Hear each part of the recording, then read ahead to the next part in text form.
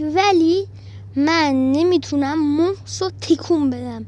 حالا شما میگی یعنی چی؟ وای وای وای وای وای وای نکنید. من دقیق نمیتونم این کار انجام بدم، ولی برای این کار انجام بدم رو بایستیم باز. خب ولی میتونم این ولی راه برم بعد هدفمونم آیرونه. اگه ویلیج پیدا کنم بخوام بزنم باید پایین رو نگاه کنم، نه بالا رو میتونم نگاه کنم نه پایین، فقط مستقیم سراتر مستقیم.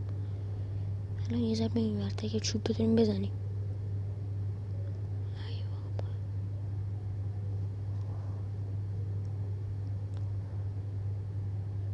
حالا من چجون بالیاشو بزنم؟ چرا بابا یعنی من فقط هر درخت نمیتونم که یه چوب بزنم یه پایین با میکنه. آره بکن به این ورده. نه خب میکنیم میام بالا این بعد میکنم.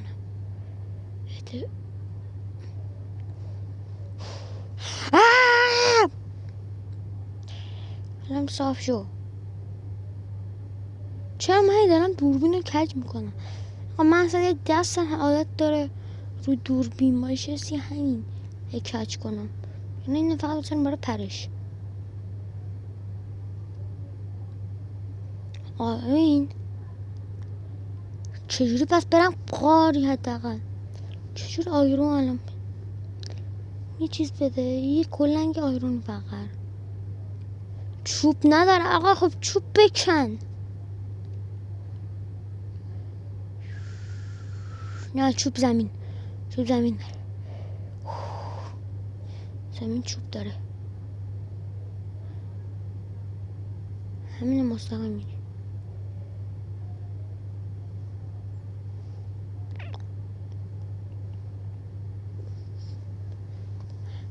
خم نیست سرا.